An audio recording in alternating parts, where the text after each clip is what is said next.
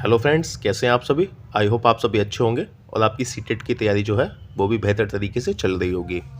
तो फ्रेंड्स, आज की इस वीडियो में हम बात करने वाले हैं सीटेट के मोस्ट इंपोर्टेंट टॉपिक, जिनसे आपको हर बार सीटेट में प्रश्न देखने के लिए मिलता ही मिलता है। और आगे भी जब आपका दिसंबर में ऑनलाइन सीटेट का एग्जाम होगा तो हर एक शिफ्ट में आपको इससे प्रश्न देखने के लिए मिलेंगे। कम से कम एक एक तो आना ही आना है फ्रेंड्स, और आपके 2 से 3 प्रश्न इससे बन जाते हैं अगर आप इस टॉपिक को पूरा अच्छे से समझ लेते हैं। तो आपके लिए बेनिफिट होगा, आप 1-2 मार्क्स अपने जो है वो अच्छे से इंक्रीज कर पाएंगे सीटेट के स्कोर में। ठीक है फ्रेंड्स, तो यहाँ पे हम सीडीपी में टारगेट 30 में से 30 लेके चल रहे हैं आपका। अगर आप अच्छे से मेहनत करते हैं तो आपकी सीडीपी में 30 में से 30 भी आ सकते हैं। तो फ्रेंड्स, आगे बढ़ने से पहले मैं आपको बता दूं कि अगर आप हमारे चैनल पर नए हैं तो आप हमारे चैनल को सब्सक्राइब कर लीजिए, क्योंकि मैं यहाँ नियमित तौर से सीटेट के जो मोस्ट इंपोर्टेंट टॉपिक है जिनसे आपको प्रश्न देखने के लिए अवश्य मिलेगा, वो टॉपिक मैं अपने वीडियोज़ के माध्यम से करा रहा हूँ। ठीक है फ्रेंड्स, तो चैनल को सब्सक्राइब कर लीजिए, साथ ही साथ आप बेल आइकन को भी प्रेस कर लीजिए ताकि जो लेटेस्ट अपडेट होगी वो सबसे पहले आप तक पहुंचेगी। चलिए शुरुआत करते हैं वीडियो की, बताते हैं कि आपको कि असेसमेंट होता क्या है। तो असेसमेंट को समझने से पहले आपको असेसमेंट यानी कि आकलन वर्ड को समझना पड़ेगा कि आकलन का मतलब क्या होता है। तो मैं आपको बता दूं, जब हम छात्र को कोई चीज़ सिखाते हैं, जैसे आपने छात्र को 2 या 3 का पढ़ा सिखाया, ठीक है, आपको सिखाने के बाद पता चलना चाहिए कि उसने सीखा है कि नहीं सीखा। तो जिस क्रिया से हम सीखते हैं ना, जिससे हम पता करते हैं, उसे हम बोलते हैं आकलन, कि उसने सीखा कि नहीं सीखा ये पता करने के लिए हम क्या करते हैं, उसका आकलन। अब वो आकलन टेस्ट द्वारा हो सकता है, ठीक है, मौखिक भी हो सकता है, ठीक है फ्रेंड्स, और आपका बोर्ड एग्जाम के थ्रू हो सकता है। जो आपके टेस्ट होते हैं क्लास टेस्ट, उनके माध्यम से भी आप आकलन कर सकते हैं कि हमने जो बच्चे को सिखाया है, जोड़ घटाव गुणा भाग, वो बच्चे ने सीखा है कि नहीं सीखा। तो इसके हम कहते हैं आकलन। ठीक है, तो जब आप बच्चे को सिखाएंगे कुछ और वो सीखेगा नहीं तो फिर आपका पढ़ाया जाना बेकार है ना। आपको बीच बीच में फीडबैक भी लेना पड़ता है कि बच्चा जो है वो सीख रहा है कि नहीं सीख रहा, कि हमारा पढ़ाना जो है व्यर्थ तो नहीं जा रहा, बच्चा सीख रहा है ना अच्छे से। तो उसके लिए हम करते हैं उसका आकलन कि बच्चे को हमने कितना सिखाया और उसमें से उसने कितना सीखा। ठीक है, अगर सीखने में कोई कमी है तो उन कमियों को हम दूर करते हैं। हमें पता चलता है कि बच्चों को यहाँ पे दिक्कत आ रही है, तो उन कमियों को हम दूर कर देते हैं कि यहाँ पे बच्चा थोड़ा दिक्कत में है। ठीक है, तो हम जानते हैं कि असेसमेंट कितने टाइप का होता है। तो आपका असेसमेंट जो होता है, आकलन होता है, वो 2 तरह का होता है।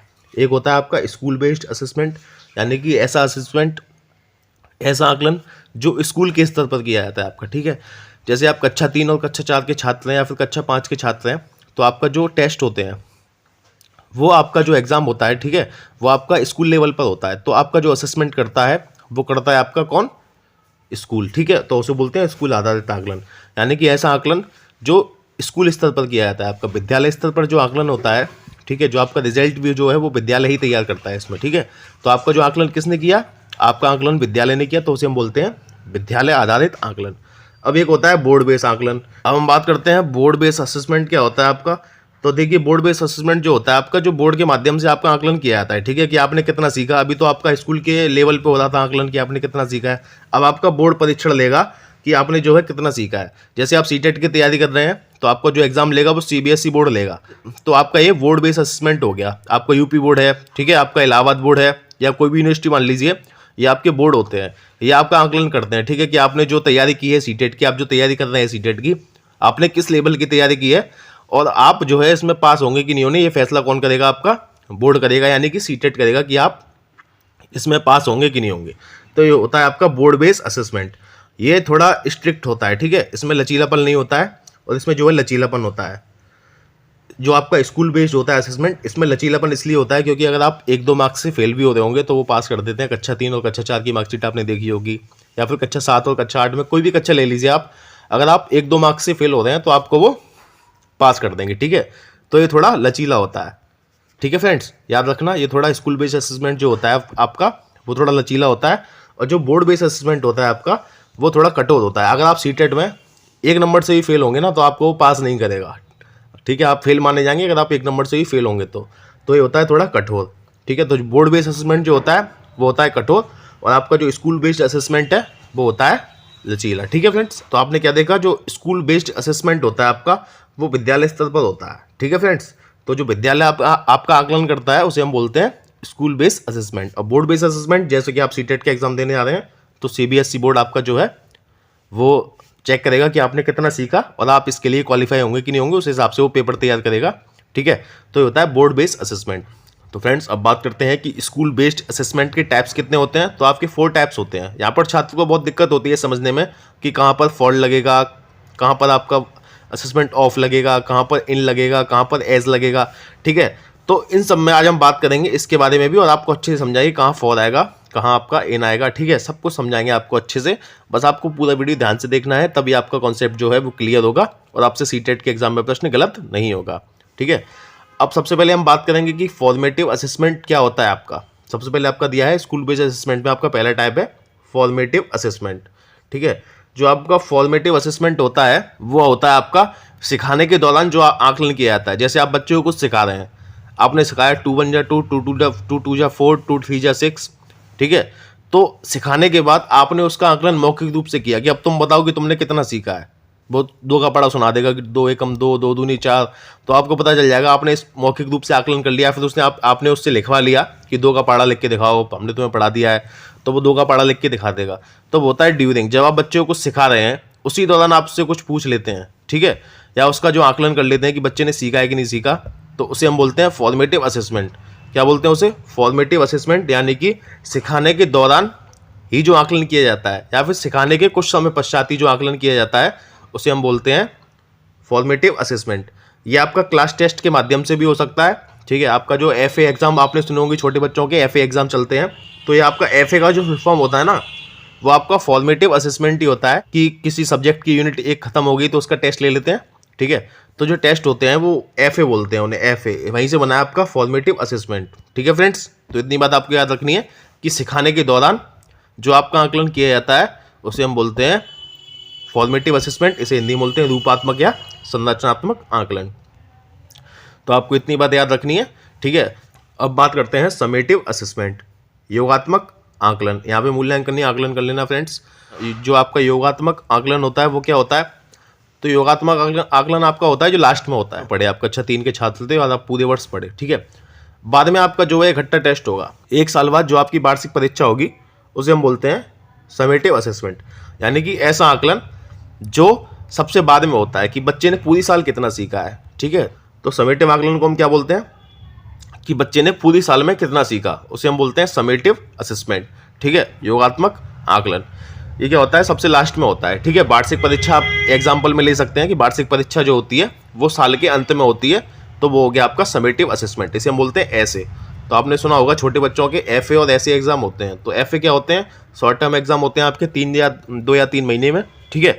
और ऐसे होते हैं आपके जो लास्ट में होते हैं, वार्षिक परीक्षा बोलते हैं जिन्हें। मतलब आपने सब कुछ सिखा दिया है बच्चे को, फिर आप लास्ट में जो टेस्ट लेते हैं उसका वो क्या होता है आपका ऐसे, ठीक है। जैसे आपकी वार्षिक परीक्षा है वो आपकी क्या होगी?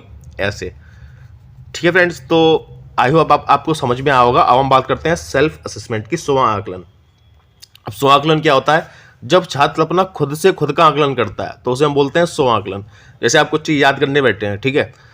आप कुछ चीज़ याद करने बैठे हैं तो आपने एक तरफ हाथ से ढक लिया, आपने एक बार पढ़ा, फिर आपने हाथ से ढक लिया कि भारत की राजधानी क्या है, तो आपने पहले पढ़ लिया था नई दिल्ली। अब एक बार आपने हाथ रख लिया कि हमें याद हुआ कि नहीं हुआ, तो भारत की राजधानी क्या है? नई दिल्ली। पाकिस्तान की इस्लामाबाद।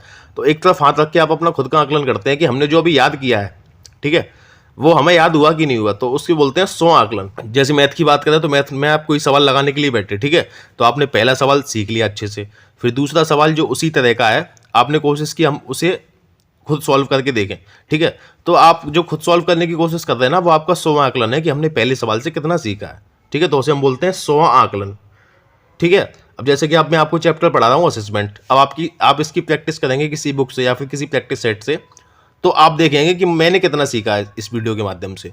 तो आप खुद का आकलन करेंगे कि मैंने जो वीडियो देखा था उससे मैं कितना सीखा हूँ, ठीक है। तो आप क्वेश्चन सॉल्व करेंगे तो उसे बोलते हैं स्व आकलन। जब विद्यार्थी खुद से खुद का आकलन करता है तो उसे हम क्या बोलते हैं? स्व आकलन, ठीक है फ्रेंड्स। अब बात करते हैं पीयर असेसमेंट की। अब ये वीडियो देखने के बाद आप गए अपने फ्रेंड्स के पास, आपने अपने फ्रेंड से पूछा कि तुमने पढ़ा असेसमेंट क्या होता है? तो बोलेगा हाँ पढ़ा है। चल बात करते हैं असेसमेंट के बारे में, क्या क्या होता है इसमें, कौन कौन से टाइप्स होते हैं। तो उसे बोलते हैं पीयर असेसमेंट। जब आपका ग्रुप में डिस्कशन होता है ना, जब 4 लोग बैठे होते हैं या 2 लोग बैठे होते हैं, तो उसे बोलते हैं पीयर असेसमेंट कि किस बच्चे ने कितना सीखा है। एक दूसरे से सीखने की कोशिश करते हैं कि तुम्हें क्या याद है, तुम सुनाओ भारत की राजधानी क्या है, तुम सुनाओ असेसमेंट के टाइप कितने होते हैं, कौन कौन से टाइप होते हैं, तुम बताओ ये क्या होता है, ठीक है। तो उसे हम बोलते हैं पीयर असेसमेंट। आपको ये समझ में आया होगा। अब बढ़ते हैं आगे। अब फ्रेंड्स हम बात करने वाले हैं कि आपका असेसमेंट फॉर लर्निंग क्या होता है और आपका असेसमेंट ऑफ लर्निंग क्या होता है। असेसमेंट एज लर्निंग भी देखेंगे, असेसमेंट इन लर्निंग भी देखेंगे, ठीक है फ्रेंड्स। तो असेसमेंट फॉर लर्निंग क्या होता है आपका ठीक है, जैसे मैंने आपको फॉर्मेटिव असेसमेंट में बताया था, कि जो सिखाने के दौरान आकलन किया जाता है उसे बोलते हैं फॉर्मेटिव असेसमेंट। तो वहाँ पे क्या आएगा, फॉर लर्निंग। अब हिंदी मीडियम वाले छात्र इसमें कंफ्यूज नहीं होना, क्योंकि जब आप सीटेट का एग्जाम देने जाएंगे तो जब आप हिंदी में ऑप्शन देखेंगे इसके कि सीखने के लिए आकलन, सीखने के रूप में आकलन, तो हर बार आपको वो कंफ्यूज कराएंगे। ठीक है, तो दैट टाइम आपको क्या करना है कि अपना जो है क्वेश्चन का लैंग्वेज चेंज कर लेना है। तो आपको ऑप्शन मिलेंगे असेसमेंट फॉर लर्निंग। आप एक काम करिएगा उस टाइम कि आप हिंदी में क्वेश्चन पढ़ लीजिएगा। ठीक है, हिंदी में क्वेश्चन पढ़ने के बाद आप उसके ऑप्शन के लिए अपना लैंग्वेज चेंज कर लेना। आप अगर हिंदी में पेपर दे रहे हैं तो आप उस टाइम कर लेना इंग्लिश, फिर आप देखना कि ऑप्शन किस में क्या दिए गए हैं। ठीक है, तो वहाँ पे आपको कन्फ्यूजन नहीं होगी। तो आप इसे इंग्लिश में ही पढ़ें, हिंदी में ना पढ़ें। हिंदी में आपको जब ऑप्शन दिए जाएंगे तो आप कन्फ्यूज होंगे एक ऑप्शन में। ठीक है, आप इसे इस तरीके से ही पढ़ें, assessment for learning, assessment of learning, assessment as learning and assessment in learning. अब आपसे क्वेश्चन कैसे आएगा फॉर का, मैंने आपको बताया कि जो असेसमेंट फॉर लर्निंग होता है वो आपका फॉर्मेटिव असेसमेंट से रिलेटेड होता है, यानी कि जब आपका सिखाने के दौरान ही आकलन किया जाता है उसे हम बोलते हैं फॉर्मेटिव असेसमेंट। ठीक है फ्रेंड्स, तो फॉर्मेटिव असेसमेंट का आपका क्वेश्चन कैसे पूछा जाएगा कि एक जो शिक्षिका है वो अपने छात्र को पढ़ना सिखाती है, 2 का या फिर जोड़ना सिखाती है। ठीक है, 2 दिन पश्चात वह उसका टेस्ट लेती है कि बच्चे ने कितना सीखा कि नहीं सीखा। तो ये आपकी क्या है, आपको ऑप्शन दे देगा असेसमेंट फॉर लर्निंग है, असेसमेंट ऑफ लर्निंग है, असेसमेंट एज लर्निंग या असेसमेंट इन लर्निंग। ठीक है, तो आपको ऑप्शन क्या लगाना है, तो आप ट्रिक के माध्यम से याद करेंगे कि जो फॉर है आपका वो होगा फॉर्मेटिव असेसमेंट। ठीक है, फॉर्मेटिव असेसमेंट मैंने आपको बता दिया है कि आपका सिखाने के दौरान जो असेसमेंट होता है वो होता है फॉर्मेटिव असेसमेंट। ठीक है, तो ये भी फॉर्मेटिव असेसमेंट का ही टाइप होता है। ठीक है, आप उसे इससे रिलेट कर सकते हैं फॉर्मेटिव असेसमेंट से। तो सिखाने के दौरान ही जो आकलन होता है वो होता है आपका फॉर्मेटिव असेसमेंट। तो मैंने आपको एग्जांपल दिया, किसी शिक्षिका ने छात्र को 2 का पढ़ा सुनाया तो उससे 2 दिन बाद टेस्ट लिया कि जो तुमने कितना सीखा कि नहीं सीखा। ठीक है, तो होता है आपका फॉर्मेटिव असेसमेंट। आंसर आएगा आपका फॉर, इसे हम बोलेंगे असेसमेंट फॉर लर्निंग। ठीक है, ठीक है, तो इतना आपको याद रखना है। अब बात करते हैं असेसमेंट ऑफ लर्निंग की। असेसमेंट ऑफ लर्निंग होता है आपका समेटिव असेसमेंट से की तरह होता है ये आपका। ठीक है, उसका टाइप मान लो आप इसे।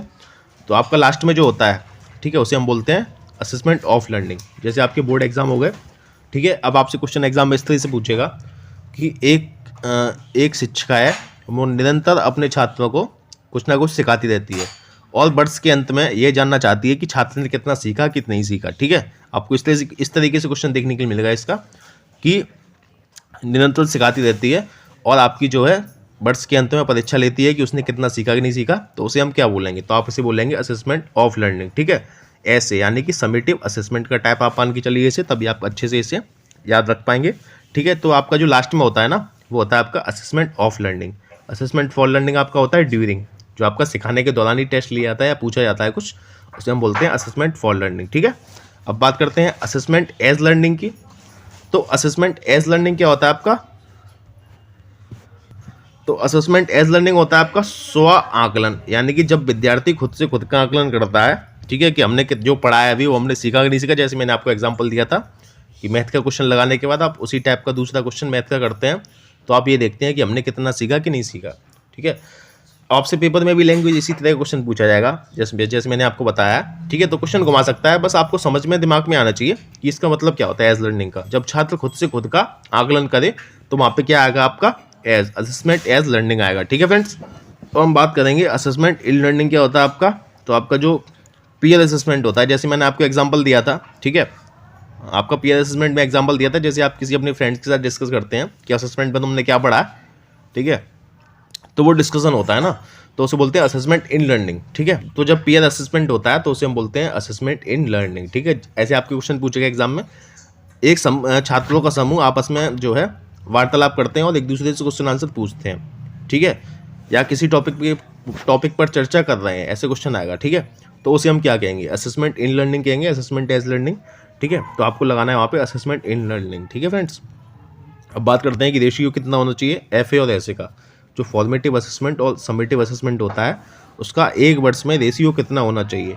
तो जो रेशियो है आपका वो आपसे पूछ सकता है एग्जाम में, वो होना चाहिए 40:60। ठीक है, 40:60 का रेशियो होना चाहिए। इसे हम शॉर्ट में बोल सकते हैं 2:3 का रेशियो एफ ए और एस ए में होना चाहिए। ठीक है, अब आपसे ट्रिक के माध्यम से कैसे याद करेंगे, तो एफ से हो गया आपका 40।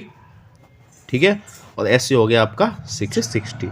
आप आगे पीछे भी कर सकता है, ये आगे दे सकता है, ये पीछे दे सकता है, तो आपको कंफ्यूज नहीं होना है, ठीक है। तो आप रेशियो भी याद रखिएगा, आपको इसे शॉर्ट फॉर्म में 2:3 भी दे सकता है, तो आपको ये भी याद रखना है, क्योंकि जब आप इसे काटेंगे तो उसे 20 से काटेंगे तो 22 जा 40 और 23 जा 60, तो ये आएगा आपका 2:3, ऐसे भी दे सकता है। तो आई होप आपको वीडियो अच्छा लगा होगा। अगर आपको वीडियो अच्छा लगा है तो वीडियो को लाइक करें, साथ ही साथ कमेंट करके बताएं कि आपको वीडियो किस तरह का लगा, और आपको कुछ समझ में ना आया हो तो आप मुझसे कमेंट के माध्यम से पूछ सकते हैं, ठीक है फ्रेंड्स। तो चैनल को सब्सक्राइब करना ना भूलें। मिलते हैं नेक्स्ट वीडियो में। धन्यवाद आप सब।